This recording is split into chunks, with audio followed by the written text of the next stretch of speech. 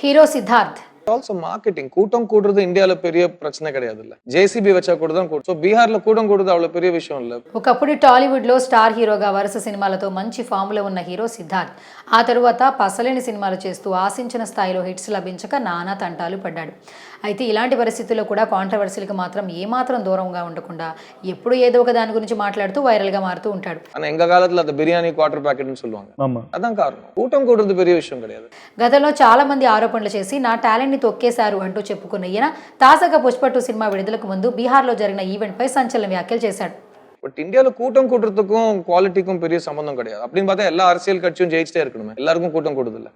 ఒక cinema event కి జనాలు వస్తే ఆ సినిమా సక్సెస్ అవుతుందా? అదేంటి ఈవెంట్ కి జనాలు వస్తే ఎలా రిలీజ్ తరువాత టికెట్లు తెగి కలెక్షన్స్ వస్తేనే కదా సినిమా హిట్ అయ్యేది అనుకోవచ్చు.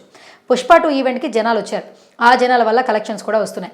అయితే దీనిపై Kollywood hero Siddharth tongue slip అయ్యాడు. రీసెంట్ గా తన సినిమా ప్రమోషన్స్ లో భాగంగా ఒక ఇంటర్వ్యూలో పాల్గొన్న సిద్ధార్థ్ పుష్ప 2 సినిమాకు బీహార్లో అదే పాట్నాలో జరిగిన ఈవెంట్ కు వచ్చిన క్రౌడ్ గురించి మాట్లాడాడు. ఈ సినిమాకు ఉన్న క్రేజ్ పుష్ప 1కి వచ్చిన బజ్ చూసి అక్కడకు జనాలు వచ్చారని చెబితే సరిపోయేది.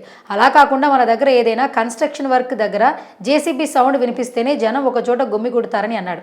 అంతేకాదు మన దేశంలో జన సమీకరణ పెద్ద విషయం కాదని, జనం వస్తేనే సక్సెస్ అంటే ప్రతి పొలిటికల్ పార్టీ మీటింగ్ లో చాలా మంది జనం వస్తారని, వాళ్ళందరూ గెలుస్తున్నారా అని అన్నాడు సిద్ధార్థ్. అంతేకాదు బీరు బిర్యానీ వల్ల జనాలు రాజకీయ సభలకు వస్తారని మనం మాట్లాడుకుంటామని అన్నాడు. మన దేశంలో జనం గుమిగూడడం ఒక సాధారణ విషయమని తెలిపాడు. అయితే జనం రావటం సిద్ధార్థ్ అన్నట్టుగా కామనే అయినా అవి కలెక్షన్స్ రూపంలో మారాలంటే మాత్రం అది పుష్ప 2 అయి ఉండాలని అతని మీద రివర్స్ కామెంట్స్ చేస్తున్నారు నెటిజన్స్.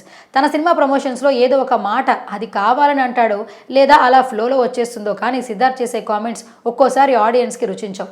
పాన్ ఇండియా లెవెల్లో పుష్ప 2 చేస్తున్న సంచలనాలు చూసి కూడా సిద్ధార్థ్ ఇలా కామెంట్ చేయడం అతని అమాయకత్వాన్ని తెలియజేస్తుంది. అంతకు ముందు కూడా తన మిస్ యూ సినిమాను పుష్ప 2కి 1 వీక్ బిఫోర్ రిలీజ్ చేయాలని ప్లాన్ చేయగా వారం తర్వాత పుష్ప 2 వస్తుంది. దాని గురించి మీ స్పందన ఏంటని సిద్ధార్థ్ని అడిగితే నా సినిమా వల్ల పుష్ప 2 భయపడాలి కానీ తనకేం లేదని అన్నాడు.